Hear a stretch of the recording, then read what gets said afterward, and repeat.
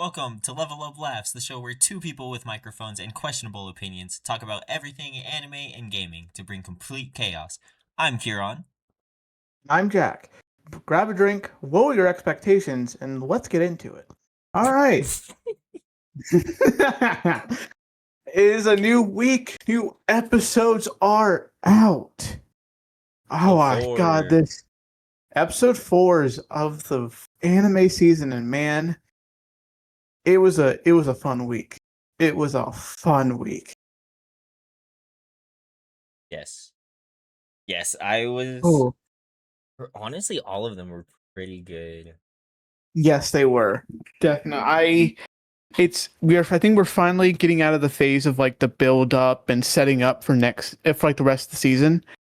And we're now starting to see some of that build up pay off.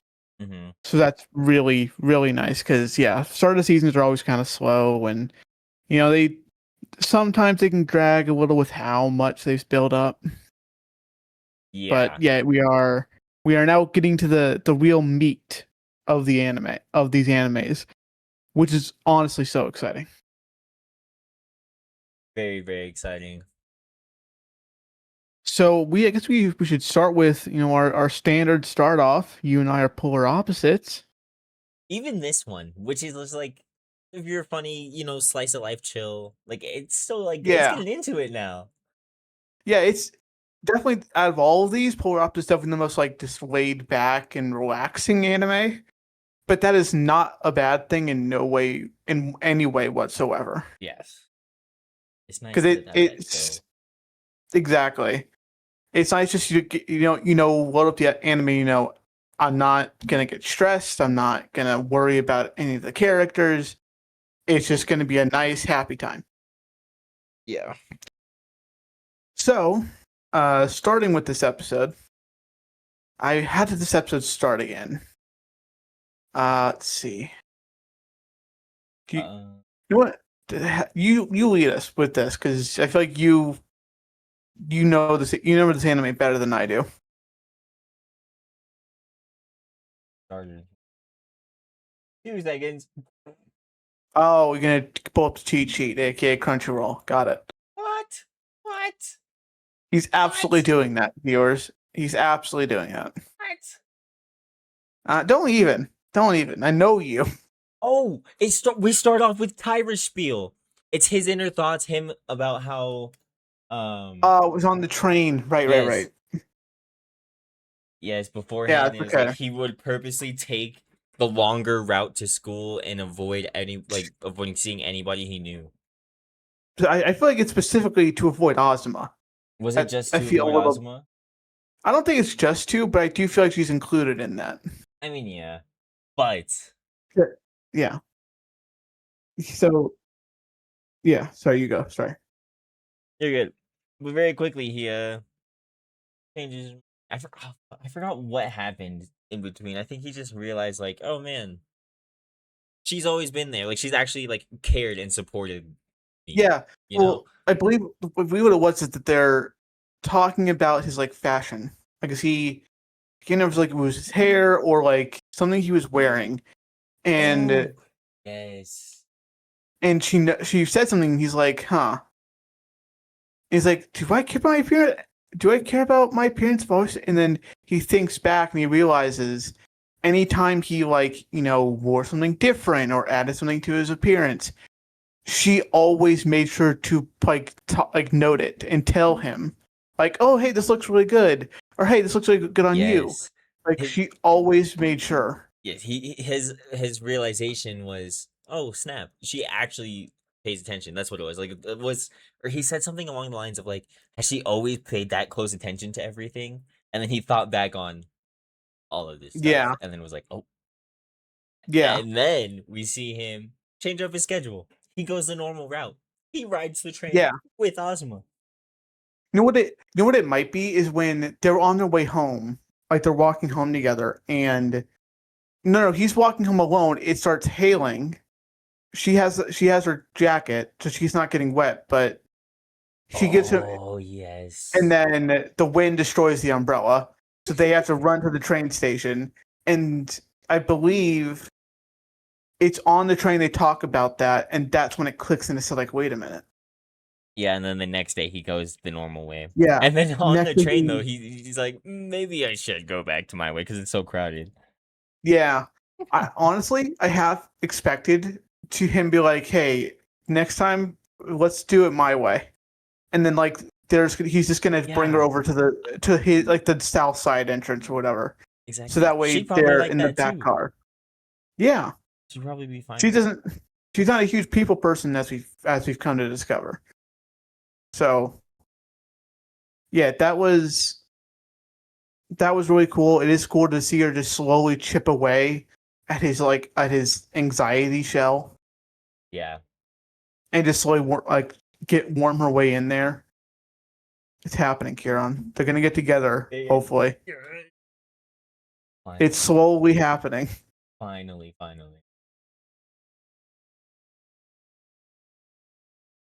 So yeah.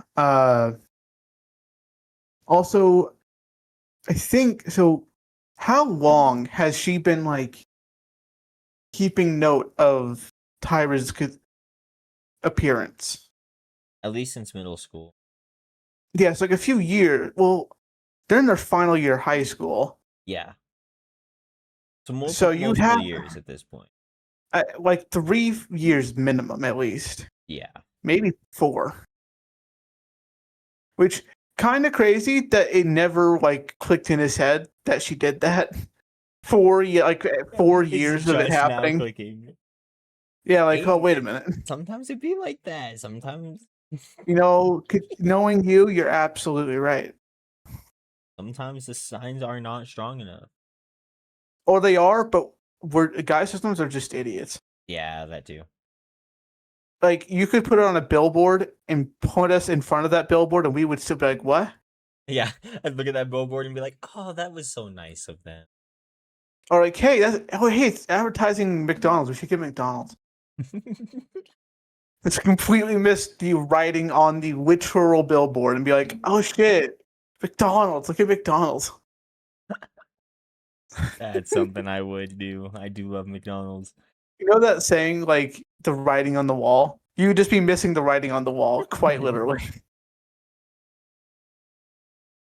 So yeah, we have that very sweet moment with Tyra and Ozma going on the train together. And then what happens after that? Because I feel like we switch over to Yamada, if I remember right. Yes, we switch over and we switch over to Tani and Suzuki, and then it's like her asking like, "Oh, Tani, you have Oh, library duty today, right?" It's that like, because right, "Yeah." she's yeah. Okay, yeah, yeah. Yeah, and he's Okay, like, "Yeah, sorry. of course I have library duty." And then she's like, "Oh, I'll be there later." But he's all like she said it like in a like I think she had like a face or something, or she said it in a way that he's Yeah, just like, that's sus. That's weird. it's like kind of that's suspicious. Yeah. Okay. Yeah, and then there was something with Yamada, I feel. Well, so Like he almost because got she jealous of Yamada almost. Not like jealous, but like he was starting to like kind of getting his feels about it. no, well, I think we are you thinking about after the library? Yes. Well, like yeah, towards the end Well, of the library scene, because it's only a few minutes for the library scene. true. Because it starts out with the library scene itself is um I always forget her name, the shy girl. And Nishi. Nishi, thank you. Yes, Nishi and Tani, they're doing their library things, and Yeah, Yamada and Nishi's Suzuki come in. Nishi's yeah. Wait, what? Well, Nishi's was having her internal panic attack about being with Tawny, and they had been spending more time together as a group, and it's like, fuck, are we friends now? Do I talk to him? Do I not talk to him? She Yep, was having a real freak out, yep. And and Tawny then was still trying to decipher Suzuki. yep, and while they're while they're yapping away, Suzuki goes off and has to quote unquote find a book or whatever. Yeah. And then Yamada's like, "Oh, you have any book recommendations, Nishi?" Mm-hmm. Tanya gives him like an elementary school like picture book. Yeah. Uh, he actually takes I it and know. reads it. That's what's so funny. He goes and he looks for other books. He gives up and he decides to just read that one. It's just Yeah. so funny. But to be fair, after he leaves the library, when he's leaving the library, he's like, "Hey, do you have any other book recommendations?" And he asks Nishi specifically. Yeah, yeah. Oh Uh, gosh. But then that was funny. yeah, and then as they're all four of them walk home after library dude, Yeah. and it becomes a thing of like of Tani realizes what's going on between Nishi and Yamada. Yeah, because he is super confused, just like what's going on here? What is this energy? Yeah. And he eventually clicks in his head, like, oh wait a minute. Yeah, and then I love like the telepathic just like silent communication that the Tani and Suzuki have. He's just like Yeah, they're just looking at each other like, what? Like them like together? And she's like, yeah. It's like, oh. it was so good. I remember I paused it right before it clicked in his head, and I was like, is Tommy gonna realize that these two are like almost together? Yeah. I wrote that down. It's like, is he gonna realize? I hit play, immediately he's like, wait a minute. I'm like, God damn it. If I just waited 2 more seconds, I would have seen his reaction. Fuck. But yeah, so he notices, and that's when it clicks in his head that Suzuki was basically wingmanning Yamada Yep. for the library. And he's like, oh, okay. And then Nishi has to go a separate way than them to go home. And Tanya is looking back at her. And then Nishi looks back and they walk on, and she's like, oh shit. And she dashes off. And then I believe they just, yeah. And then they separate and go home. And what happens after that? It's After that, there's a oh scene of Yamada running to I believe her name is Honda, Honda, yes, and he has like a bun in his mouth or something. Like that classic, like I'm late yeah, for school scene, and he's got food in his mouth, yeah, yeah, and then yeah. and then Honda like gives him shit about it because he's like, "Isn't it supposed to be a piece of bread that you have in your mouth?" And he goes, "Like that's what you're giving me, like that's what you're telling me about." Yeah. But then there's that little bit, and then we get a little. Oh no, and then it goes to Honda and Nishi sitting on the stairs. Yes, and that's when we get the flashback to them first meeting, and then Yes. that's where we find out that Honda hated Nishi Yes. initially. A much Like, deeper character than I thought initially. yeah, and it wasn't even like she just disliked her. It was to like hated to the point that she bullied Nishi. That's like her own words. Yes. Bullied Nishi, and this Nishi just either accepted it or just didn't notice. Well, I think that she said that Nishi was just too nice to even realize it. Yeah. Oh, you're right. Yeah. So yeah, Nietzsche just didn't clock that Honda was just being a bitch to her. Yeah. Like she would ignore her, just walk away from her and stuff like that. And but over time it was something. What did she say? It was like I that Ah, she thought that she would have to accept Nishi for her weirdness and her quirks, but it was really mm, Nishi who accepted her and her yes, yeah, stuff. yeah. Because basically, Honda said like her and Nishi were talking. Then, like when they first met, they started talking. Then Nishi unloaded onto Honda about something, like one of her insecurities. Oh yeah. And Honda replied back like, "Hey, you shouldn't tell people your stuff because it only hurts them or something." And then Nishi, like next scene we see them together, he's like, "You were so right. That was such great advice." And Honda's like, "What? What? I was trying to be mean. What?" Mhm. And so that's pretty great. And then I think that just kind of keeps going as like Honda continues to be prickly and like passive aggressive essentially, and Nishi Yeah. just doesn't take the hint. and it's just taking it at takes it at face value. Yeah. And then Well, then it goes back to them on the stairs. yes, and Honda realizes because Nishi has put up with her, she feels like she should try to help her here in her way. And so she really starts pushing Nishi to basically realize, not even like verbally realize, that she has feelings for Yamada and that she wants to date Yamada. And lo and behold, it does work. And Nishi finally admits it to herself that yes, she likes Yamada. She wants to date Yamada. And she would not like it if Yamada dated someone else. Yeah, she would regret it. Yeah, because that was something that like they specified as like, oh, like if he dated someone else, how would you feel about this? Would you have regrets about it? She was like, I would regret it. I wouldn't be happy. And that's what kind of like pushed her, is like, I like him. Oh fuck, I want to date him. Oh god. Yeah. So, holy shit, it finally happened. Almost. We're a step closer. A step closer, She yeah. she can, at least one of them can fully admit to themselves, like, verbally admit it to themselves, I like this person. I don't think we've heard Yamada tell himself or anyone else he likes Nishi. He's just thought it. Yeah, I mean, well, he told the group that might be falling in love soon or something like Yeah. that. And he didn't specify Nishi. True. True. He just said he might like someone, and then that's what Tawny flashes back to, like, oh wait a minute, he said he likes someone. Yeah. And then he realizes, like, oh, he means her. Got it. So yeah, getting closer.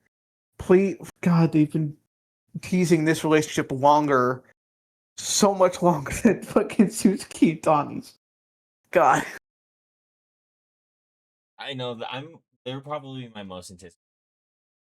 It goes them, and then it goes Ozuma and yeah. Well, at least these two, they're in a way dating each other almost. Like they've gone on going on dates. Yeah, essentially they're dates. Yeah. Well, they had the study date too. Oh yeah.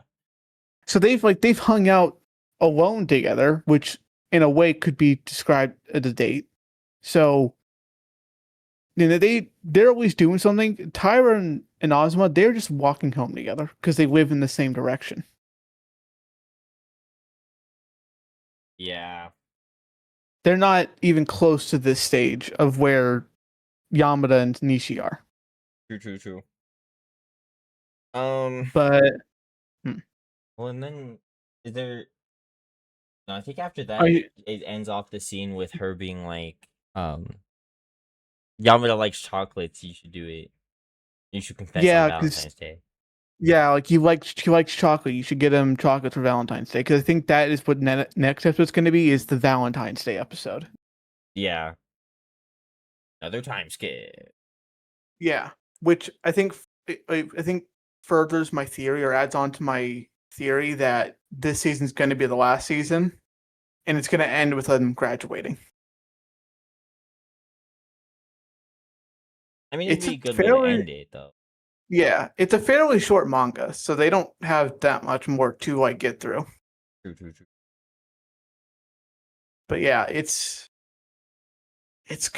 God.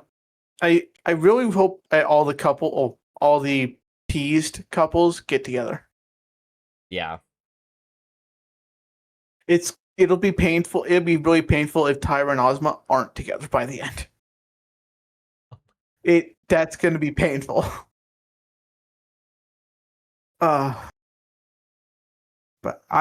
we hit everything I had for Polar Opposites. You? I believe that was everything. Well, all right, so we should move on to our next anime, and it's a doozy. It's a doozy of an episode. I Want to Love You Till Your Dying Day. Dun, Oh dun, boy! Done. Oh boy, we are coming off of a big reveal last episode. And man, does this episode not let up with this, just like the reveals and the answering of questions. There's a lot. Yeah. So we come in basically right at the end of the last episode with Mimi and Sheena outside. Sheena reacting to like, "What? You're dead?" I forget how she exactly says it, but she like doesn't fully understand it. She doesn't grasp that yes, Mimi is dead. Is what I get. Remember. Right. And then I believe immediately after that, with like any more like talking between them, we cut to the classroom during class, and I don't remember if the teacher's name's been said. It probably has, but the teacher is giving the class about, lo and behold, resurrection magic, which is forbidden. And why it's forbidden is because to revive someone, you have to give up your life Yeah, the to caster's do it. life. Yes. And also, when you're revived, you are immortal.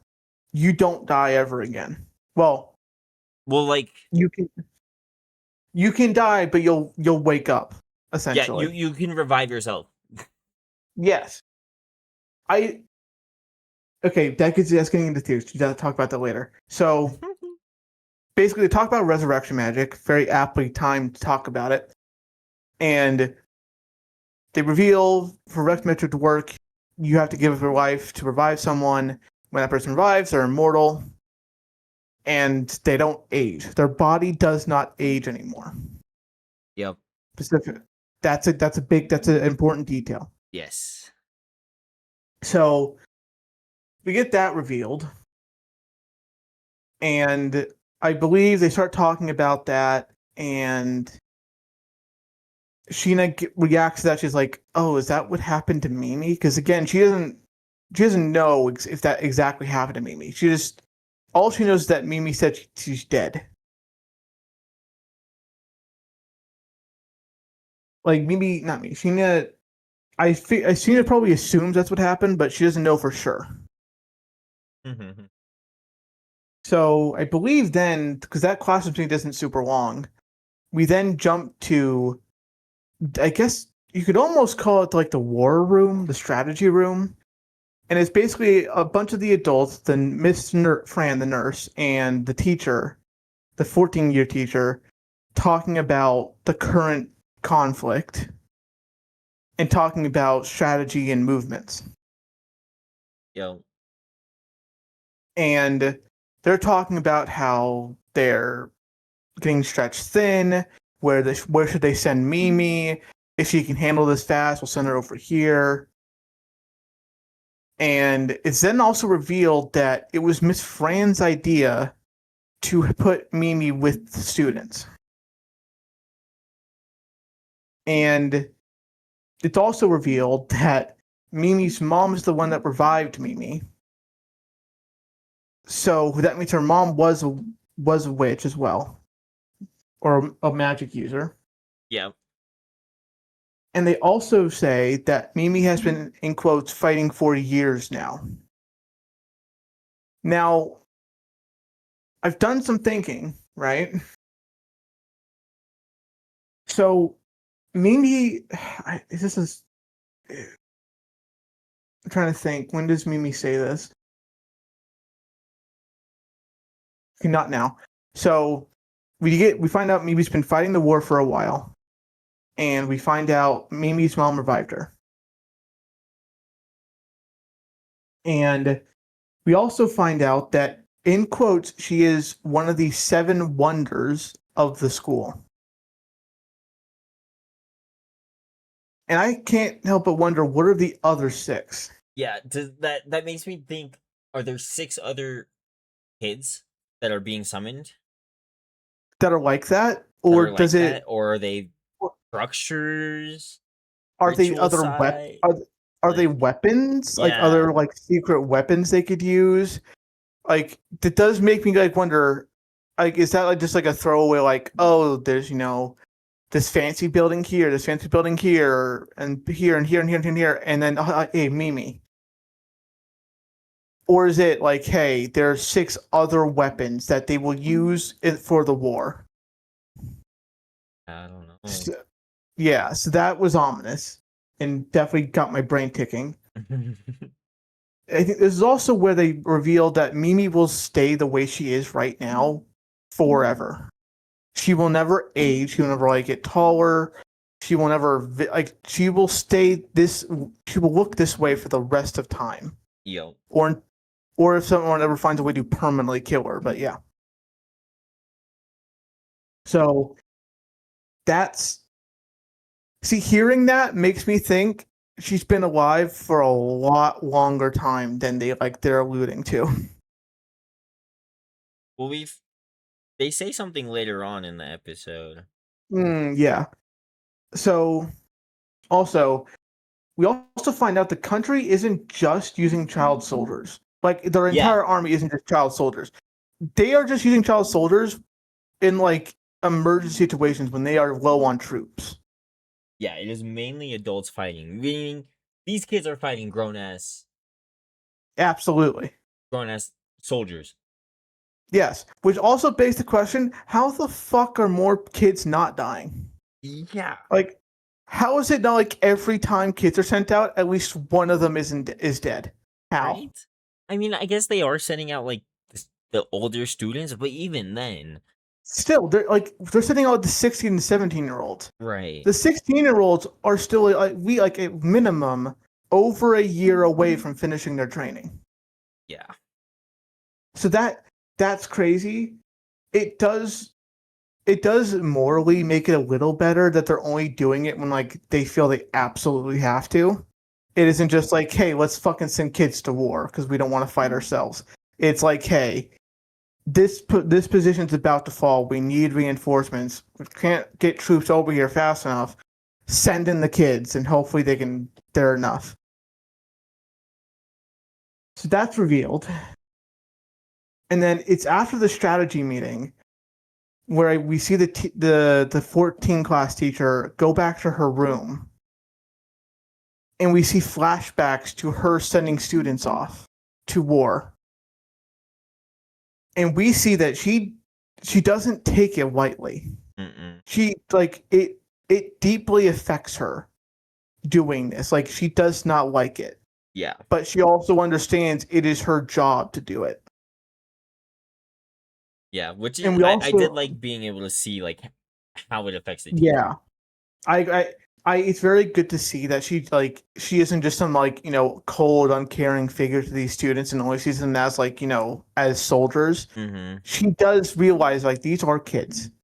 And that every time she sends some out, besides Mimi, that they might not come back. And if they don't, part of that blame is to her. Yeah. So that's really great to see. We also then at the very next scene get her and Miss Fran talking about I believe Mimi and then also just the students in general. And she talks about how she like the student body sees her as like a really like hard teacher.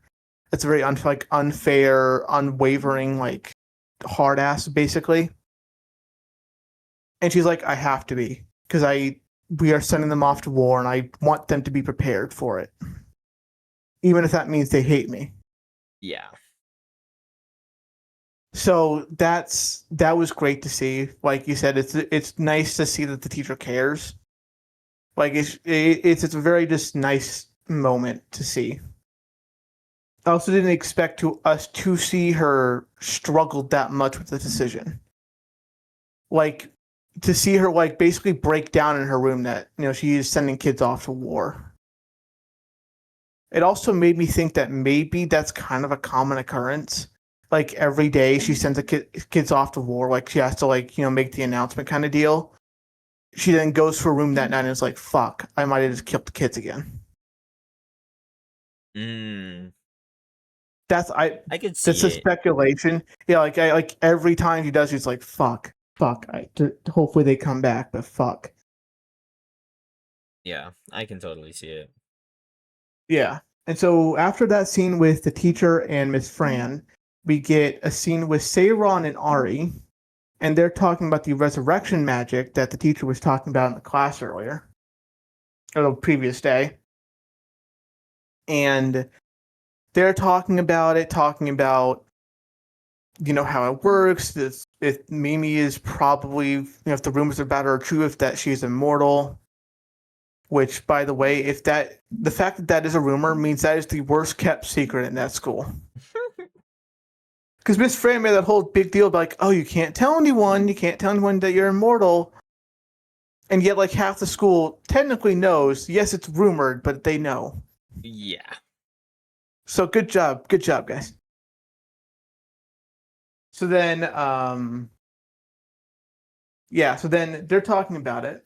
They're talking about resurrection magic, and basically, would they use it on the other if one of them dies and out in the field? I feel like at this point it's pretty safe to say that they're together romantically, or at least super close friends wise, because it really felt like they were they were not talking in the best friend sense, like they were talking to their significant other kind of deal. Maybe I'm wrong, but that's the energy I got from that, is that they were like, hey, I don't want to live in this world without you, so I will revive you if I have to. Right. But then that like makes the other person have to live without Also, that person. Yeah, but I do think it's the idea of like I don't want to live in the world without them. Yeah. So I'm going to revive them, and yes, they're going to be sad, but they will be alive to be sad. Mm. And talking about this actually leads to a theory I have. I think at some point, maybe this season, maybe later, that one of them's going to die, and we're going to get that scene of the person who lived using resurrection magic, even though it's forbidden, to revive that other person.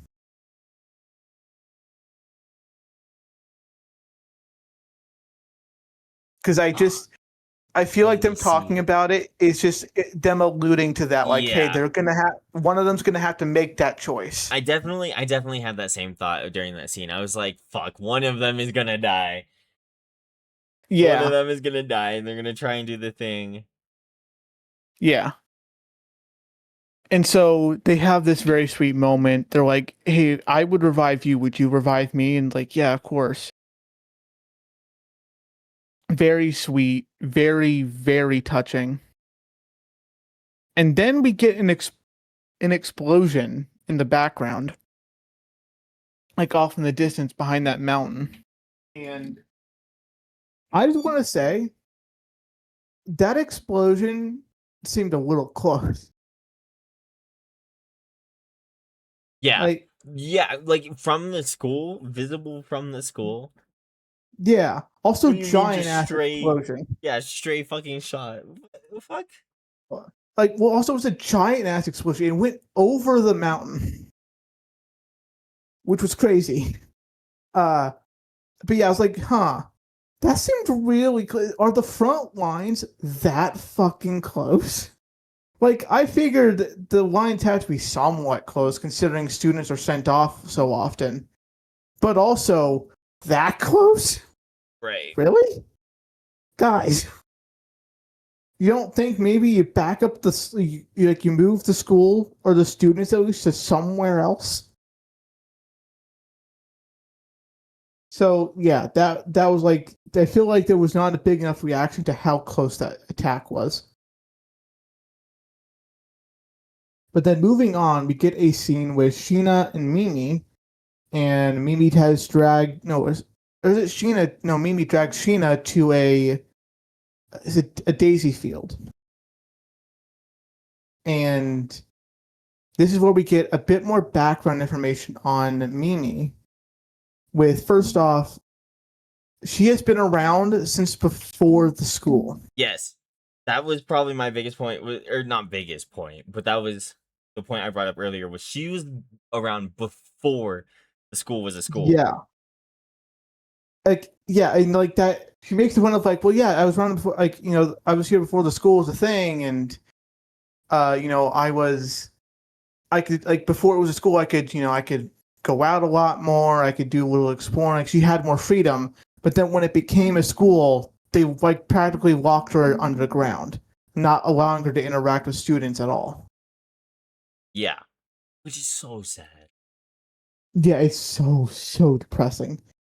And so yeah, so she reveals like, yeah, she's been around for a fucking long time.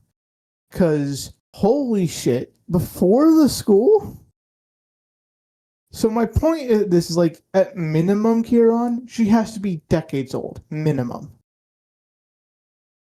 Like She's as absolute old as the minimum, teacher. minimum at least, At least because as old as the teacher. because the school doesn't seem that new. Right. Like, it doesn't seem that fresh. So I'm like, it's got to be around for at least a couple decades, at least, if not way longer. Which indicates, one, this war has been going on for fucking ages. Yeah.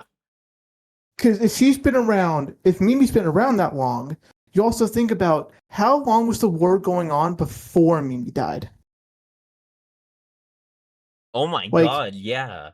I didn't even think like of if the that. war exactly, because if Mimi died early on in the war, okay, sure. But if the war had been going on for like 3 years at that point, or even like who knows? Like the war could have been going on for 3 decades before Mimi died. Like, I genuinely never even thought of that. yeah. So this war, holy, come on, guys. At some point, you've got to start talking about peace. Because Jesus fucking Christ, we're going on like a century-long war. What is this, Avatar? Come on. Yeah, we still don't even know what the war's about. Is it over land? Is it over land, like magic use, child soldiers? I don't know. What if that would be crazy if the whole war started because the protagonist's country were using child soldiers back then, and the other country's like, what the fuck? That's wrong. Could Like, you imagine? what if that was the reason why there's like the war's going on? Because they keep using child soldiers.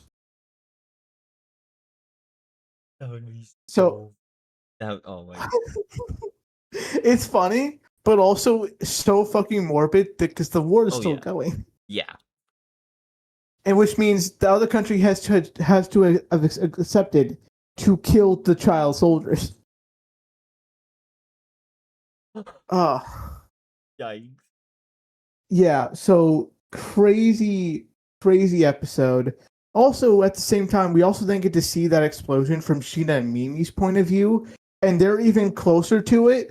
I'm like, guys, come on. That is not far away. Come on. Yeah. Also, at that daisy field that Mimi took Sheena to, did you notice all the wands? Oh wait, no, I'm mixing scenes together. Never mind. Wands? I don't think I did.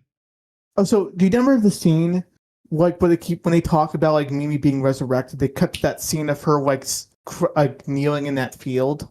Oh On that, like, yes. and it's all those wands stabbed into the ground. Yeah. Like that. Also, kind of a badass shot, but also really sad at the same time. But yeah, that I got that mixed with the Daisy scene for some reason. But yeah, it's crazy this episode. So much was answered. Yeah. But also, I need more. I need information about the war specifically. I need to know how long this damn thing's been going on. Because at this point, we're reaching like minimum 30, 40 years. You just want the lore of the world. I want specifically the war. I need war knowledge because, brother, this war it's been going on forever. Jesus Christ. Also, just want to point out we've doubled our war animes technically from last season. I know. 'Cause yeah. Yep. Ah, it's great episode. I love this episode so much. I hated having to pause it whenever I needed to take notes. Cause like fuck, I just want to keep listening and find out what they're gonna talk about next. Shit. This was a really good episode. Yeah. Got it. It was such a great episode. I just know next episode not gonna live up to this, but that's fine. It's still gonna be a good episode.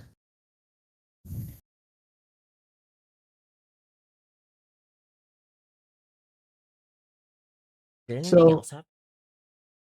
I can't. I feel like I don't think I missed a scene. That's all I had for it. What did you have anything?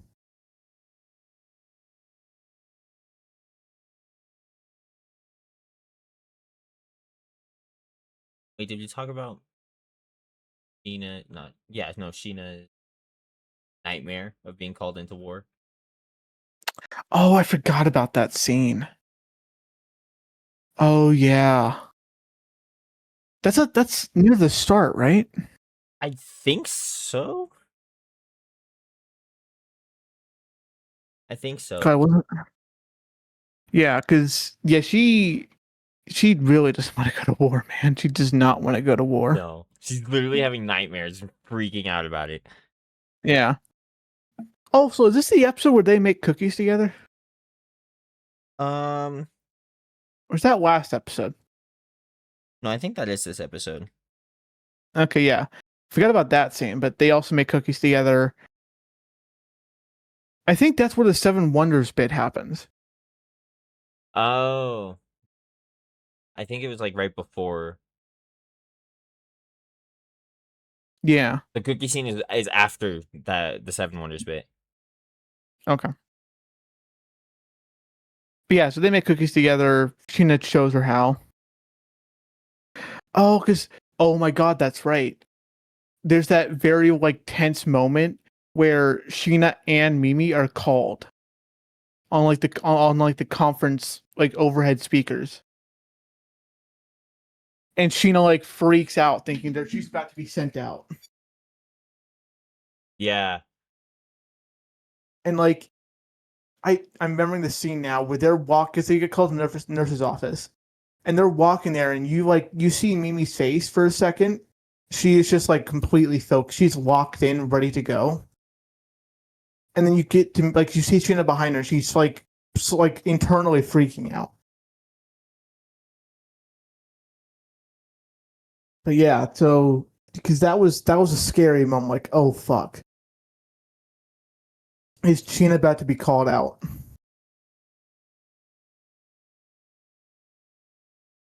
I initially thought that she was getting called out, and then it was the nurse's office.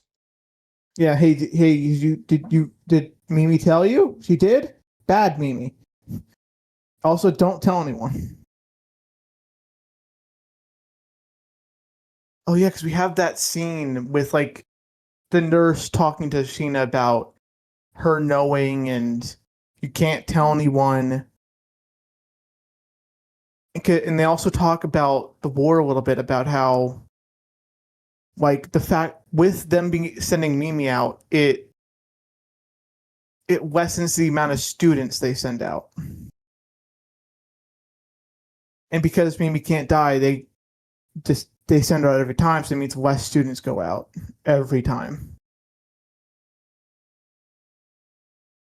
Yeah, I forgot about that scene too. Yeah, crazy episode. Yeah, crazy episode. I don't have anything else written down. Evidently, forgot about a few scenes, but anything left for you? No, I think that was it. Okay. So now on to our final anime of the week, Saga of Tanya the Evil. I need to point this out before I forget. Hmm. The second in command. White? No, the girl. Oh yeah, yeah. I forget her name, if you but yeah. watch from episode 1, like if you look back on episode 1 and then on the newest episode, she's lost weight.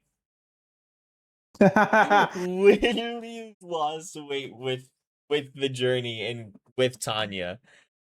It is. I just thought that was like a funny, hilarious little thing. I was like, of course she would with the fucking. What is she? The I forgot her nickname, bro. She's got some crazy badass nickname. Yeah. Wait, with Tanya's nickname? Yeah, Tanya's nickname. Devil of the Rhine. Yeah, of course he's gonna lose weight with the Devil of the Rhine. I just You thought that was say like a this, fun detail. you say it, but she loves her spot with Tanya. She likes it. She does. Yeah, Like, which like the initial what platoon? yeah, Platoon. The initial platoon is still very loyal to her. Oh yeah, they're like, yeah. Well, because so we talked. I think we talked about this in the previous episode. How when she trained her mage exclusive mage team, her like mage battalion, she got given, I think, like 2 months to train them exclusively. Mm-hmm. Like put them through her hell, which created this camaraderie and trust between them. And that's a problem with her now used to having control of this like multiple battalions of infantry and artillery and tanks, is that she didn't really get time to train and in a way bond with them. Yeah. To create that connection. Like, she got enough to like know names and like instill a little bit of smarts, but nowhere near enough to where they are as smart and as loyal to her as her mage team. So yeah, absolutely. I didn't notice that about, I forget her name. It's like Shakutakov or something like that. But yeah, I did not realize she'd lost weight. I'll need to look back now and check. I just thought that was like such a funny Well, do you mean episode 1 of this season or episode 1 of the series? of the series. Oh, okay. To be fair, it has been like over a year, I think. True. Which is like why it makes like so much sense, but I just thought it was like a fun detail that they actually drew that in. Like, yeah. Or changed Attention to that. detail. Yeah. Attention to detail. It matters. Yeah. So, starting this episode off, right? We open up to Rudersdorf, the basically strategic HQ's commander leader. We open up to him waking up in his office, sleeping at his desk. Doesn't look great. We see him leave, get flowers, and go to a graveyard where he leaves flowers at a grave and also leaves a cigarette. And at first, we don't know who he's paying respects to until he goes back to his office where, I forget his name. Oh, the blue-haired guy. I forget his name, but yeah, I don't know his name. But the blue-haired guy's there. He's waiting for him, and he mentions how, like, oh, you're sleeping in the office, and this is where we learned that Wuttersdorf has a family. First off, his daughter and his mother and his wife are down south in a protected. But his son, and the grave visited was his son-in-law, who has died during this war. I don't think it's made clear if it was the war with the Empire or if it was the war with the Revolution, not the Revolution, not France. But we do find out that he has lost some people in this war, which I do feel like sets up, like, explains why he makes the decision later on he makes. Like, you know what I mean. The decision he makes at the end. Uh, of the show of the episode, Yeah. I think I do know. Yeah. Yeah. So also the blue-haired guy's name is Hans.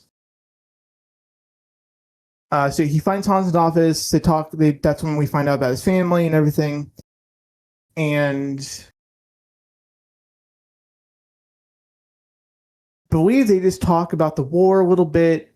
They talk about the peace treaty negotiations, and then they, I believe, cut to Tanya, and specifically her officers, and how in good spirits they are, which I found a little surprising. Mm-hmm. I didn't think they'd be that happy, Yeah, with especially like how everything's been going on. but they enjoy the little thing. Yeah, well, I guess you know what, they are used to being on the front lines. But yeah, then this is where Operation Iron Hammer is revealed. And I'm just going to say it now. I'm not a strategist, right? But I do feel like this plan was extremely bold. Yeah. Like, very, very ballsy to do this. So, because basically the plan is, hey, we're going to send in paratroopers to hold these bridges. And then Tanya's army is going to move in and support them through enemy territory and get to them. And I'm just like, what if Tanya's army is delayed? What if the paratroopers can't hold out long enough? Like, such a plan that I just feel like so many things could have gone wrong with, and it somehow didn't. It was a very risky plan. I'm also surprised that Tanya's group never ran into anyone at all. Like, not even like a random battalion of soldiers or, you know, a random base. Like, nothing. Really? No traps? That was surprising. Like there was no, like, you know, landmines or ambush, like nothing? Seriously? So that surprised me. But they make it through, they go to support, goes well. They banter with the officer there about trading supplies. And then as they're helping like defend those positions, Tanya gets told, "Hey, while we're holding these positions, we should take out the enemy HQ in that position, so that way their retreat isn't as organized." And Tanya doesn't like this idea. She thinks it's it's stupid, but she goes along with it for now until eventually, I think it's either they get nearly shot out of the sky, or she just gets fed up with it. She's like, "Fuck it, we're heading back. We couldn't find it. Let's just call it quits. Everyone retreat." And I just want to point something. I want to talk about something here because maybe I'm looking too much into it, right? Mm-hmm. I feel like Tanya is growing more disobedient with the higher ups as this war continues. Because I feel like if you look back at like season 1 in the movie and like even the start of this season, she is very by the book. You know, if she gets told to do something, she is gonna do it to the letter. But in this episode, we see that she's like trying to cut corners. Yeah, she's trying to like find a way to like not be in combat any more than she absolutely has to. Which fair, but it's just surprising going from like season 1 when she was like, "Okay, I just gotta follow orders to a T. I gotta impress people," to now where she's like, "Ah, fuck it, we can't find it, guys. Let's just head back." And I think you'd even look at the troops that are with her, and they were surprised about her decision on that. Like, what? You want us to go? They don't want us to keep looking. So, I part of me kind of wonders if she's going to just grow more and more disobedient as this war continues. Like, if she's just going to disregard orders more and more. I can Maybe, see it. yeah, I maybe not, but that's just something I'm thinking about because, yeah, I found it very surprising how willingly she was like, yeah, guys, let's just stop, let's just go, let's just head back. But so they do end up finding the HQ. One of her subordinates finds it. She even complains about how this subordinate cannot see, and he's never gotten something right before until now, of course, when she doesn't want to be out there. So then she gets pissed off. She activates her amulet. We get a very cool. It's always cool when she does her prayer in quotes because she hates praying, but she does her prayer and charges up her gun because it's just you don't see it a lot, and it's just so cool to see.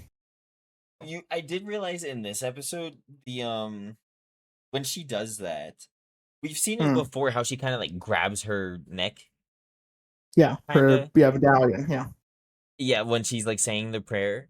But I Mm-hmm. realize I don't think she's grabbing the medallion when she says it. I think she's covering her mic because like in that scene, we usually see that stuff from Tanya's POV, and we usually Mm-hmm. see her saying it and like holding her the thing and saying it. But I think, this time we saw it from her second in command. I forgot her name again. I always forget her Oh name. wait. Victoria Ianova. Ianova. That's why I'm not remembering. This is a hard ass name. Just say Victoria. Victoria. Um, we see it from Victoria's POV this time, Mm. and but when we see it, she grabs the thing, and we see her mouth the words, but we don't hear her anymore. And we heard her like just seconds prior, like giving out orders. But as soon as she like grabs her collar, like we don't hear her in that second, and then I poof, think nuke. I think Which she's I is think like she's it's doing both. literally, I need to point out, she's putting out the power equivalent of an atomic bomb. She leveled Yeah. that city, or that leveled, or leveled their HQ. I don't know. I think she could do that, but she's not doing that for this. I think she's like doing a big bomb, but not atomic level. Because you have to think about like nearby troops and like just like you got to think about friendly casualties and just in case. But I get what you're saying. She does shoot off a giant ass bomb. Yeah. See, my first thought when I saw that was, I'm sorry, I'm sorry, I was literally like Nagasaki shit. Like, oh Ooh, my days.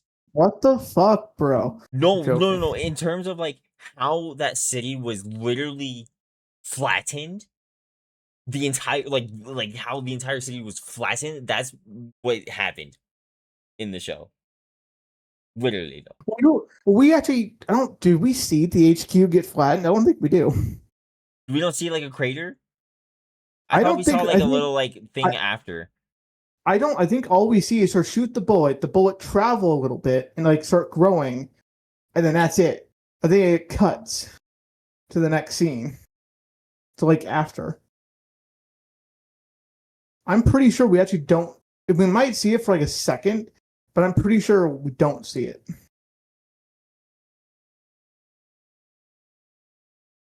If we See, do, see. I It's a might have very I might have completely missed it.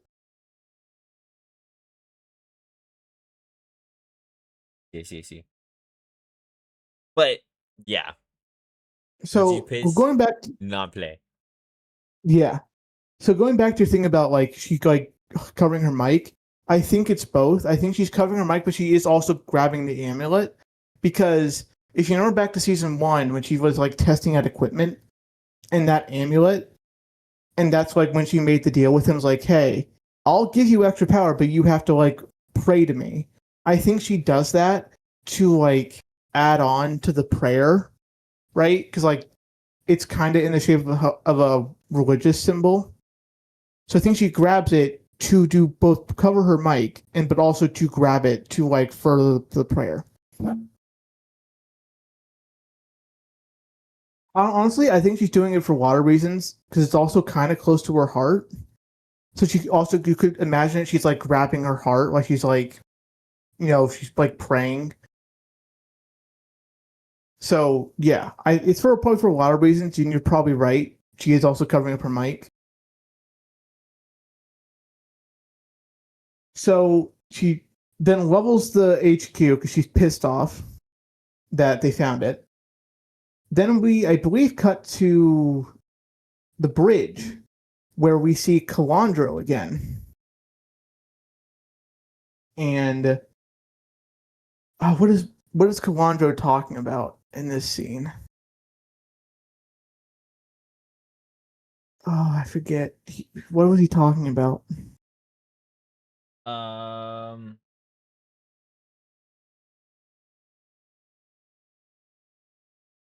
Oh, why do I forget?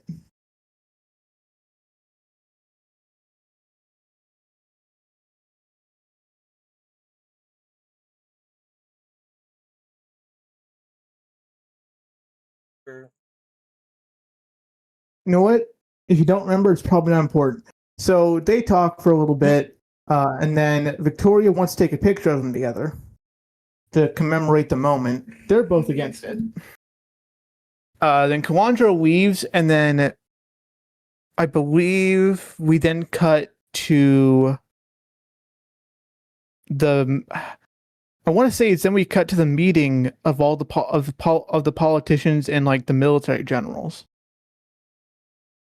I think that's the next part, and this is where the big bomb happens. Yep. So basically, the strategic headquarters generals, like leaders, are talking to politicians, like people high up in the government. Are they high up or are they part of the The strategic HQ. like imperial? No, I thought they were part of like the bloodline or whatever. Well, I think. Well, I imagine the politicians are like mostly that. That's kind of what I was thinking. I thought it was like I was. How do I put this? In my brain, I was picturing like corrupt bloodline, like they're all part of this pure bloodline, and then the corrupt, and then so they put themselves in positions of power, kind of thing. That's what I Honestly, was you're thinking of. probably right. I think they actually do use the word bloodline during that scene, so you're probably right. But my brain was just like, oh, they're politicians because they are. Yeah, yeah. But I think you are right. I think they are like same family tree kind of deal. But so we have this scene of the strategic HQ leaders and the bloodline politicians talking. They're talking about the peace negotiations. And Hans is very like, hey, this is a good deal for us. We should do it. I love it. Strategic HQ fully supports this. And they're more upset. Oh, wait. Forgot about a scene. We actually cut to the creepy guy. Oh my god, this fuckhead.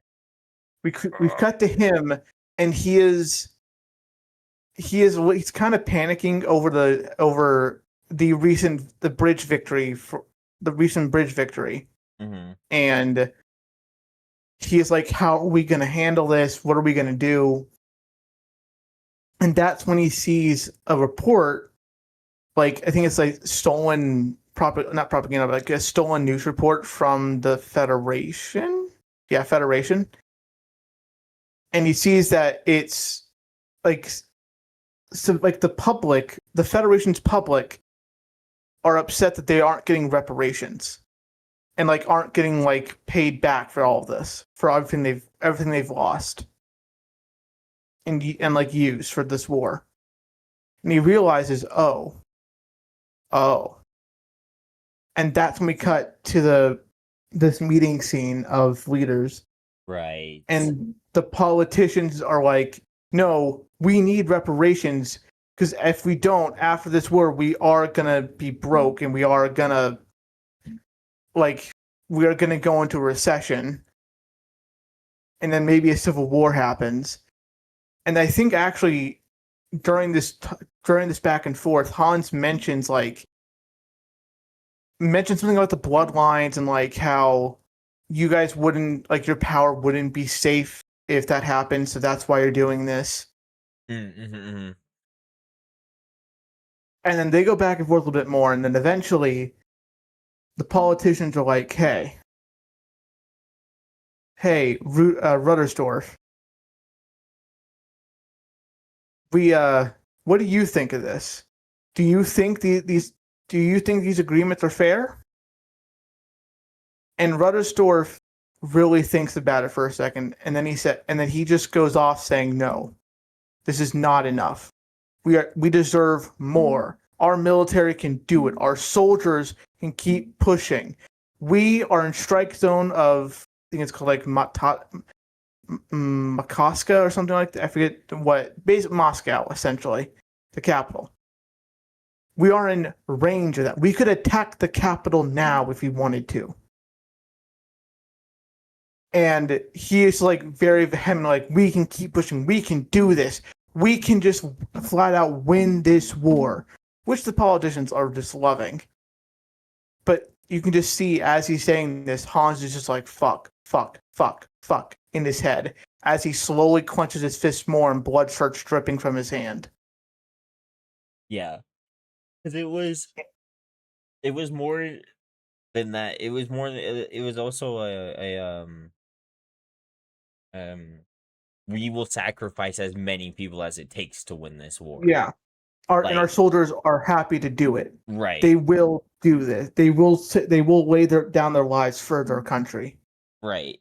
And that's why what's his face is so upset, is because he doesn't want more people to die. Yeah. Which is valid. Yeah. So back to when we started talking about the episode. That's what I mean. It's like when us seeing what Rudersdorf has lost for this war, the fact that he has lost his son-in-law, and we don't know how long that son-in-law was in his family, or like how well he knew him, well enough that he's been visiting the grave a lot, evidence of the fact that he's left a lot of cigars there, or cigarettes. Yeah. And also that he hasn't been able to see his family in who knows how long, because they're safely stowed away in the south part of the country, away from the front lines in the capital.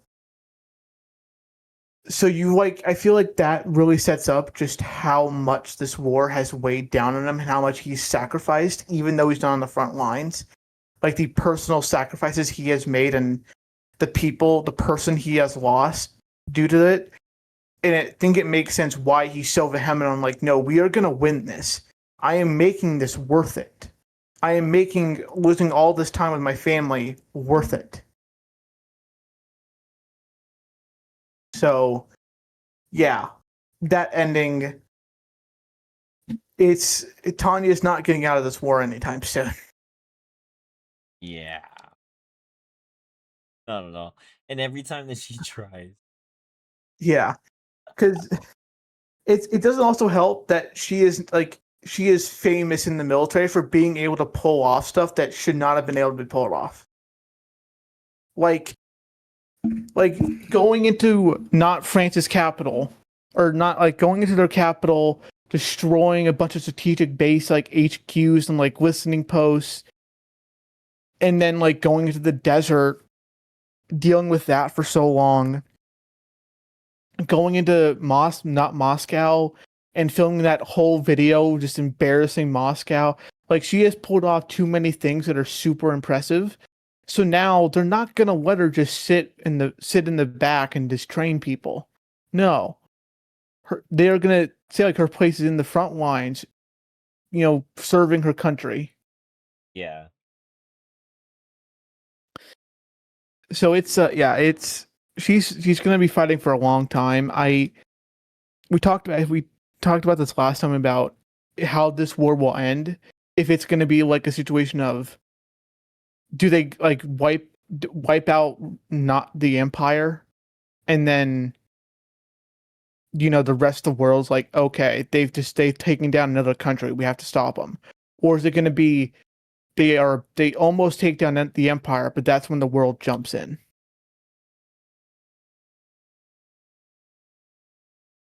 I'm also going to ask, where the fuck are the not UN soldiers? Where the fuck are they? Sure, we haven't seen him in a few episodes. Or a couple Yeah, episodes. I get they're not main characters, but also I need another Mary and Tanya fight, please. You've teased it in the opening. I need to see it. Because, God, that fight scene in the movie was amazing. Yes, it was crazy. I need to see them go at it again. I need to see Mary Sue lose her fucking shit at Tanya. It was Because, brother, she gets pissed every time they fight. Her face goes so angry.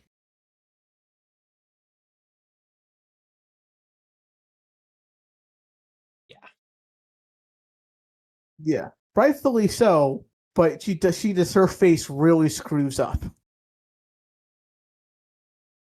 That that is everything I have for this episode. Do you have anything to add? No, All right, no, I don't think so. all right. So that ends our anime segments for the week. Now it's time to get into some gaming stuff. And to start us off, this last Friday, and we get the date, the 24th of July. First off, the game Marvel's Tokon Fighting, I forget the exact name, had its open beta weekend. Do you know about this game? I think I remember you vaguely talking about it. It's like the Yeah, fighter, like Street Fighter or like Marvel Injustice. yeah, but like just but yeah, basically, and it had its open beta this last weekend from the 24th to the 26th. Guess what happened on the first day of the beta? Boy. PlayStation Network went down.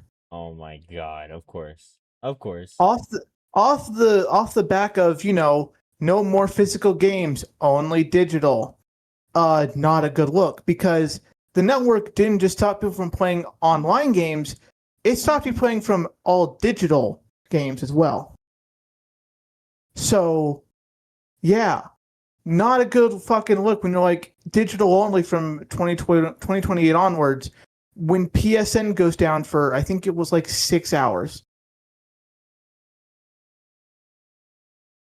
So yeah, not a good fucking look. Yeah, that's crazy. They did get it fixed like roughly 6 hours later, and then the beta just continued. I don't know if they extended the beta because of the delay of a PSN going down. I don't know. I didn't really care to look, but yeah, that's just not a good look for PlayStation. Continuing in the PlayStation sphere, a new God of War game was announced, not Laufey. This one with Kratos as the main character, and they confirmed the next God of War Kratos game will directly tie in to the Laufey game. Sorry, no, not tie in, will be a continuation of the Laufey game. So is the Luffy even out? It's out? No, so also, that's my next thing. God of War Laufey is releasing February 16th, 2027. Holy shit. So at some point after Laufey in 2027, the next God of War game after that will be with Kratos, to make sure, so everyone who was worried like, oh, they're dropping Kratos, they're not. They're just doing one game without him, and then they're going right back to him. And it will be a direct continuation of Laufey. So if you're a God of War fan, even if you're like kind of iffy on Laufey, I would just play it. It's going to be good, probably. And also, you're going to want to play it for the game after that. this out. Yeah, Laufey looks great. You should look at the gameplay trailer. Not you don't have to do it now, unless you want to, but because they do show like the first 30 minutes of footage, so it's a lot. But it looks great. I think it looks great. They have Jack Quaid voicing a gelatinous cube, who's going to be your companion. Hell yeah! That's Hell that yeah! sounds like an ad lib. It isn't. That is legitimately what is happening. I saw. I think I saw him in Laffy. Yeah, A Laffy clip. yeah. So I'm excited for Laufey. It does come out uh in February of next year, around the same time as the new Fable game comes out. Like I think a day or two before or after. It's around the same time. I'll honestly be getting Fable. That's fair. I'll probably get Laufey. Valid.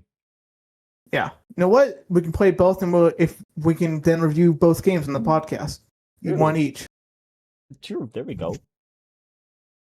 Continuing on, moving out. Well, no, out of the PlayStation sphere, going into the Bungie sphere. Marathon. Good old Marathon. Is adding a PvE mode to try and entice more players, as this game mode will be a much more, how do you put it, lax experience.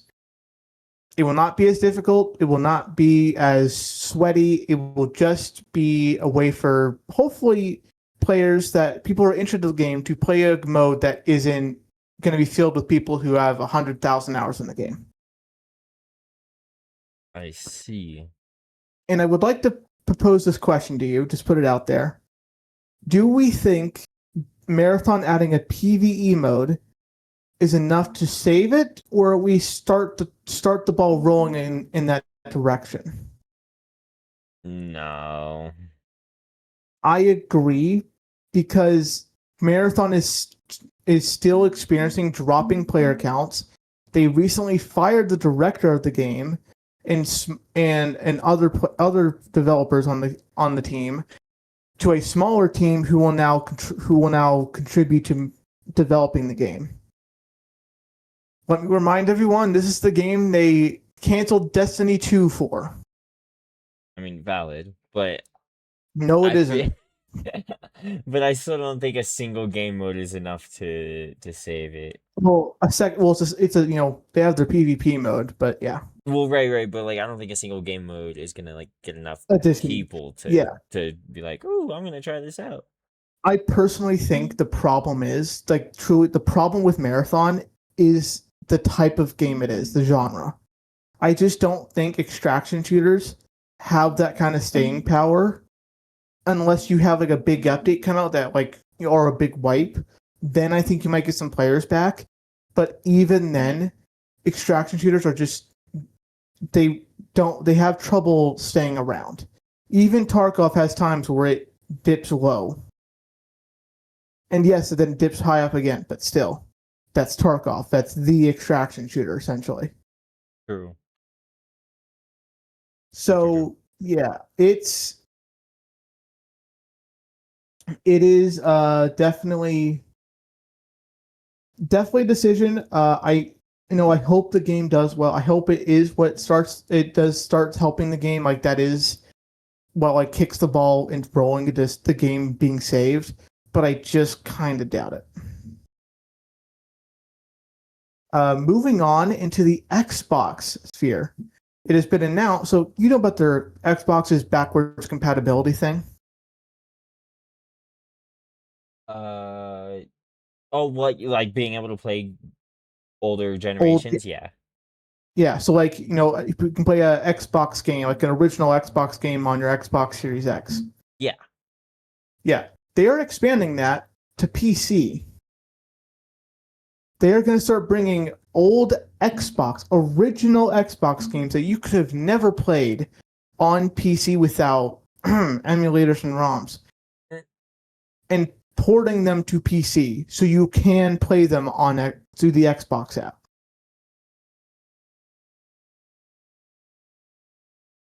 That's kind of Yeah, it is awesome. And this leads you to a question I wanted to ask you. after, well, let me just get straight to the question. The question is, can Xbox mount a comeback? I think so. If they do things right and do what the people want, fuck Sony right now. um, then yeah, I think that they can make a comeback. Xbox. I agree, and I like that you mentioned Sony because I feel like the big thing here is that Sony is doing a lot of things that are not making fans happy. So Right. if Xbox keeps going with like what the players want, keeps kicking Bethesda in its ass to make games, and just keeps doing what fans have wanted Xbox to do for like the past decade and a half, Mm-hmm. I truly think we could see next generation be a huge comeback for Xbox because they've made so many positive moves recently. So Absolutely. many. Absolutely. I hate to say this, Hmm. but I feel if in 5 years, if things do Hmm. not or if things do not change and they keep progressing in this way, like Xbox keeps pushing what the people want, Sony keeps doing the opposite. Hmm. I I think I'll be a reformed PlayStation user. Be a I'll switch. I'll Well, make the actually, jump. talking about PlayStation more, um, have you also have you heard about the blackout people are planning? No, I did not. There are a lot of people online, specifically in like Reddit, that are planning in late August to have a week of no PlayStation. You do not Really? turn on your account. You do not play a game. You don't buy a game. You do not. The PlayStation does not get turned on during that week. And it is to stand. It is to. God, I always forget this word every time. Boycott? No, it is to Protest? fight against protest. Thank you. To protest against what Sony is doing with no physical games. Yeah, that's bogus. Now, I will just say, right, Hmm? I don't think it's going to do anything, if I'm totally honest. Yeah, I was gonna say like I'd participate, but like I watch Netflix. Well, not even that, but I just think if for that to really actually make an impact, you would need to not one, you get a fuck ton of people, like over 1 million people to do it. And also, it couldn't be for just a week. It would have to be an ongoing thing Yeah, until Sony backtracked. yeah, Because companies do that kind of thing where they know, like, hey, we're going to announce this, it's going to get received poorly, and people might like schedule a protest and like do something to like hurt business. Let's conserve money for now, right now, so that way, if they do that, we can just survive that time where they protest, and we can wait them out. And I just feel like unless a lot of people do this and they do it indefinitely until PlayStation were to retract what they said, it's just not going to do anything. It's not going to make a difference. yeah. I agree. Not enough Moving for on. that massive of a company to be like, oh, Exactly. I mean, we're talking about Sony. right. Sony, who is in like 15 different spheres of technology. Like that, they are not going to care if PlayStation is not used for a week. That is a hey, let's funnel money from our movie, our TV Mm-hmm. business over to this just to survive for that week. Like, it is not going to make a difference. Yeah. Moving away from PlayStation over to The Witcher 3, which I want to preface is 11 years old. Witcher 3, yes, it is. The Witcher 3 is getting new DLC, which is supposed to release in early 2027. I thought you were gonna say okay. Witcher 4. That's crazy. You realize The Witcher 4 was announced, right? Was the release date though? They might have said like a year, but it's still like it's probably like 28, 2029. Yeah. I thought it was like, But Witcher 4 release date. no. Uh, but this DLC is supposed to bridge the gap between the end of The Witcher 3 to the start of Witcher 4. Because in The Witcher 4, of course, you're not going to be playing as Geralt. You'll be playing as, I believe, his daughter. Oh. So it is supposed to bridge that gap, or help bridge the gap between the end of Witcher 3 to the start of Witcher 4. And then I want to go into why they're making this DLC.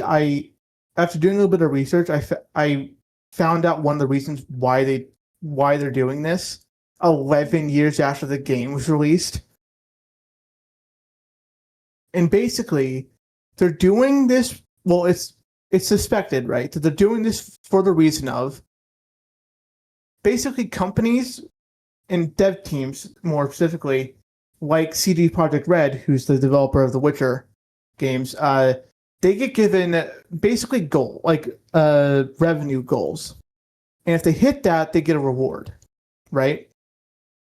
Like the higher ups get this reward if they hit a revenue target. And one of the first stage of this revenue target, it expires soon. And so if they don't hit, so they need to hit this target, and they figured, well, if we release a new DLC for The Witcher 3, it's going to sell insanely well. And that should push us over the edge of this revenue goal. Which, I guess, it doesn't matter because it's still new Witcher 3 content, and it's supposedly going to be 20 to 40 hours long. Oh, damn. Which is a crazy length for a DLC. Yeah, it is. That's basically a whole new game. Yeah. And the other DLCs for The Witcher 3 were very well received, so you imagine it's going to go well, especially with how well CD Projekt Red has done on games recently. So, yeah, I found that interesting. I wanted to share it. And then some news that pertains to a game you played, Kieran. A game you bought recently and played with your girlfriend, Black Ops 2. Black Ops 2. Don't be excited. Don't be excited. Oh god. Black Ops 2 has hackers. Of course. It was inevitable.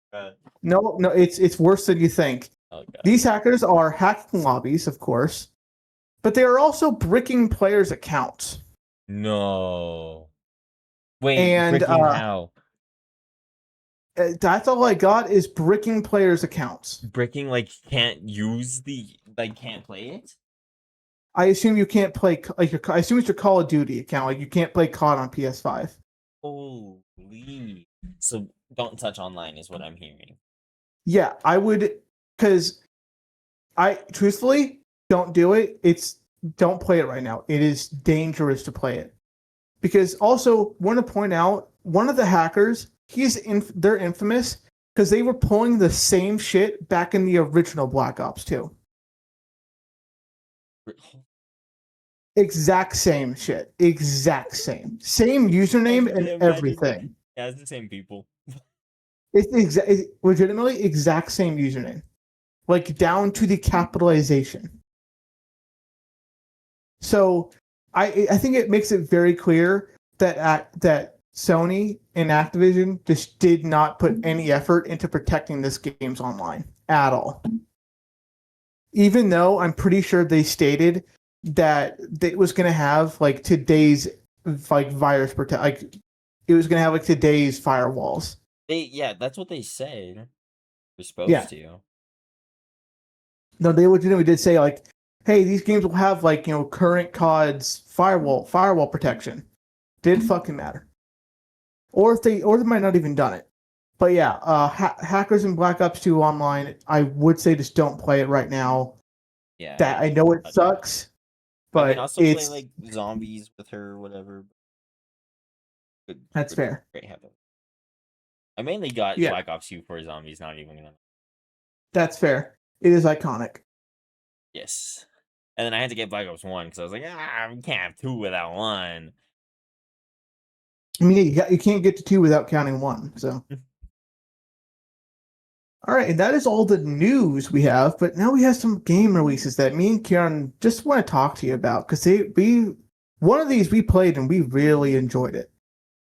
Oh, yes. Is that one next? Well, do you want to do that or the other one that we didn't play first? The one that I've looked into. Um, You know what? I'll talk. You know what? I'll talk about the one that we didn't play, so that way you have time to set up. Okay.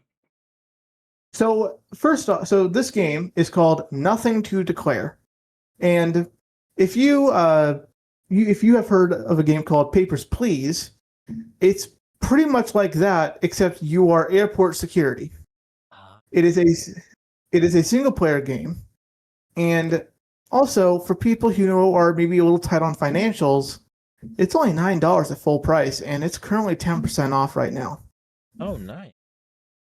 So if you like Papers, Please, or you've seen videos on Papers, Please, and you really wanted to get it, but can't afford it right now, this game might be able to scratch that itch for a bit of a cheaper price. And from what I've seen, looks pretty great. Art style's nice and simple, cute.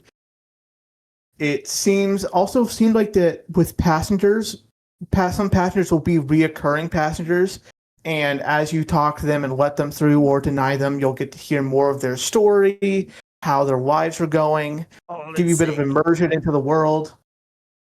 That's super cool. Yeah, it looks really cool. I might get it because I love Papers, Please. I've done multiple playthroughs of it. I've tried to get all the endings, but after like your 5th playthrough, you've done everything. You get the gist. Yeah, I've seen people play Papers, Please, but I haven't actually played it myself, and I've always wanted to try it. But I might check this out for that. Yeah, I would recommend both. Papers, Please is an iconic game. I can't recommend that one enough. But Nothing to Declare does seem like a good, not replacement, not like it's a good way to scratch. It's a good scratch that itch. Like if you've played Papers, Please and you just want something new, or if like you want, or maybe you just want something different or more newer. Because Papers, Please is a little old. I think it's actually a decade old at this point. I'm gonna check. I believe it. Time has been flying, apparently. Came out 2013. So it is 13 years old. Yeah, time has been flying, apparently. Because I remember getting The Witcher 3 when it came out, and it's 11 years old. Yeah, well, yeah. Break? So yeah, Nothing to Declare looks pretty good. Recommend it. I might pick it up here soon. I believe it's only on sale for a little bit longer, but even when it's not, it is only still $9. Actually, also I'm wrong. It's 30% off right now. Oh snap! Really? Yeah. So. Heard it here first, folks. Don't get that deal. Yeah. That's a good. Yeah. That's a damn good deal. I make that deal. You make that deal. I would take that deal. That's a damn good deal. That's a damn good deal. All right, so yeah, Nothing to Declare. Please go play it. Looks great. Moving on to a game that me and Kieran did play together. It went. Yeah, it went. It went. Just want to say, everything I say was accurate. I definitely was truthful. Fuck you, Kieran. That was input lag. I checked the footage. There was. So fuck you. Welcome to a game called an extremely hard game. Unintended. You are pun absolutely intended. So basically, it's a game where you and your friend play as geese, and you have just had a child. Now you and your co-parent need to get your unborn child, I should say unhatched child, to your new home, which will involve getting over many obstacles that will surely not cause you to kill your child. Definitely not. don't pay attention to me and Kieran's gameplay as we lose a lot of kids. A uh, lot. you can also play this with two other friends of yours if you want to add it. If you want to have a second pair of geese controlling their child nearby. Wait, really? Yes. I didn't know that. We could totally get our other two friends on this. Sophia will kill Julian Yes, and before it they would be get far. so funny. It would be so Also, funny. you think Julian will play a rage game like this? I As mean, you he can might see, for the bit. no, he won't. Also, as you can see, we just lost our child to the water. Yeah, Yeah. the egg can't swim. You can, egg can't. Well, actually, no, we can't. Wait, We yeah, I was sink gonna say, I too. think we Never sink mind. actually. Yeah, no, we can't swim either. We're horrible geese. We skipped that class in geese school. Yeah, we're also horrible parents. No, we definitely need to break over 100 kids by the end of the hour and a half we played. Definitely not. And Definitely. it's definitely not an achievement to break 1,000. Oh my god. Like, if we kept going, So, we probably would. oh, absolutely. Next thing, this game at full price is $5. I think it's a great price for a very stereotypical rage game that you and your friend can just play whenever you two want to get mad at each other. Yeah, it's great, and there's definitely some just like funny moments. Oh, absolutely. Because remember, folks, if your friend pisses you off, you can't just fuck them over while you're playing. Oh yeah. You didn't hear that from me. You didn't hear that from the beat. You heard that from the panda. Anyways, There's also a fun fun like honk feature. yes.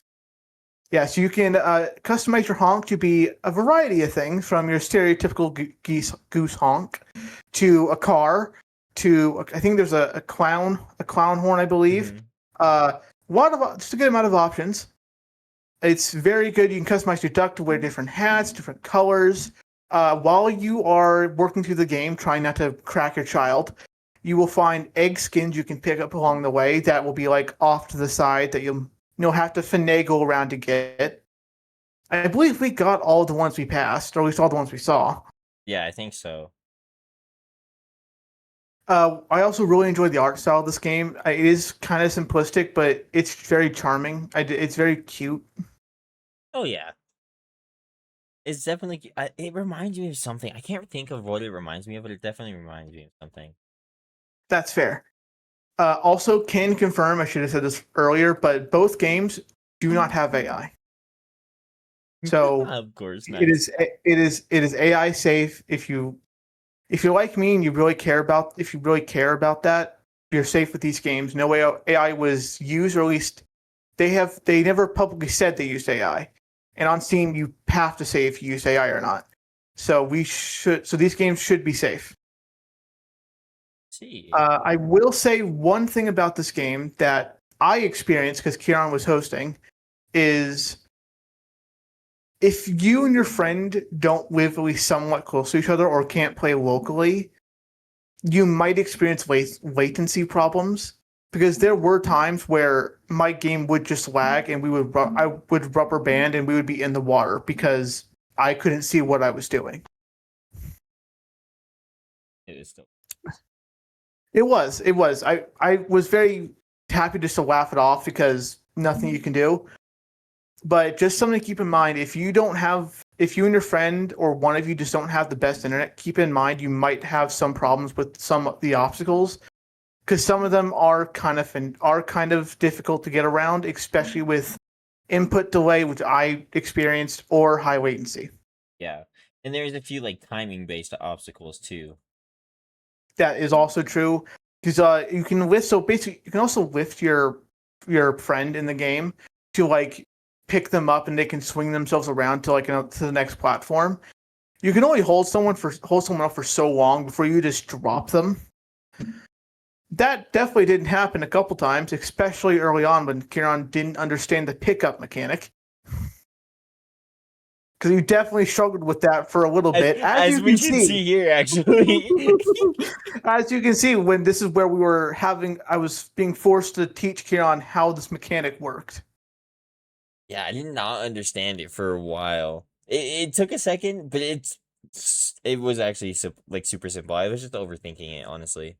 Yeah, you definitely when you first start, you are gonna be like, "Wow, why does this not make sense?" Also, the camera can be a little finicky when you're trying to swing it Yes. around to do stuff, but overall, And it camera works. The controls, if you ever try this game, camera angle matters. yes, yes, camera angle absolutely matters, especially if you are the one and like who is going backwards. That absolutely matters. Yes. Absolutely. Like whenever I'm going backwards, like you can see from here, I always have it like fuck. Yeah, What angle is it? I don't even know how to describe my angles. Wait. you're looking behind you. You're Yeah. looking behind you. See, yeah, like I did this. I usually had mine behind me. Well, so you have yours in front of you, facing behind you. Yeah. But yeah, so definitely camera can be a little finicky at times, but for the most part, it is pretty good. Also, did you use keyboard and mouse for this or controller? I think I used controller for this one. I did too. I recommend controller. I think it's just gonna feel a lot nicer on controller. Obviously, use whatever you have available to you, whatever you prefer. Just my recommendation, I would say controller. Yeah. Is this the game that they recommend controller as well? No, I think that's Tears of Metal. Ah, I see, I see, I see. Oh, Tears of Metal, I definitely use a controller in as well. Yeah. But yeah, Great these are game. the two games that I think are the best games of the week, if I'm being totally honest. They're not the biggest, absolutely not. There's a couple of games that came out this week that are pretty notable, but they didn't come out to great reviews, if I'm honest. That's fair. Yeah, I enjoyed the this one. And I'm gonna Yeah, check out the other one. I'm gonna look at it. yeah, absolutely. It's I think you'll enjoy it. I have heard some people say it gets very repetitive, but at the same time it is a simulation game. So I feel like that's kind of to be expected. Gotcha. So, but that is really the only critique I saw of that game, and I think I think it's a dumb critique because it is a simulation game. It's at some point it is just going to get repetitive, but that's the nature of a simulation game. That is just the nature of it. True. Yeah, that's true. But that is also one more thing I have to clarify. I misread the Steam page. Nothing to Declare is 10 games at full price. Sorry, $10 at full price. Okay. But it's still 30% But off now. Get that yes, deal. it is 30% off. Absolutely. Get that deal. Of course, with Steam, it'll probably go on sale again at some point. Maybe during the fall sale, winter sale. Because, I mean, indie games are also pretty commonly go on sale a lot. Yeah. I But love yeah, my indie games. I can't recommend both these games enough. Of course, with also I should note with with an extremely hard game, you do need two people. You cannot play it by yourself. There's just no physical way you can unless you play with the two controllers and you control the second one with your feet. Which I mean some speedrunners probably do, let's be honest. But if you don't want to do that, you will have to have a second friend to play it with. Like, you cannot play this by yourself unless you use two controllers. You I did also not know can't that. play it with two. Yeah, you also can't play it with two other people because then one person would be by themselves. So it has to be one or three people that you play with. Yeah. So I'm checking out this Nothing to Declare game. Mm-hmm. It definitely has an improved art style. Yeah. Well, with Papers, Please, it's supposed to be kind of depressing. The story is a little dark. True. So That is true. this seems it's much more like a bright game, like bright, happy family game. So also, I believe the story because like the story in Papers, Please is basically you're in a not great country, and eventually you want to leave. Spoiler alert. With this game, with Nothing to Declare, I believe the story is that you were just trying to save up for retirement. which is very real. But yeah. Clock out of the 9 to 5, clock into the 5 to 9. I forgot to mention, Nothing to Declare also has a difficulty modifier. So if you really just want to just chill out, play a simulation game, you can slap it on the easiest difficulty, and there's no timer.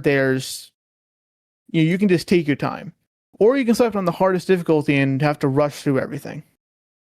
Hey, yikes. Yeah. But that, I believe, is everything I have for this week. All right.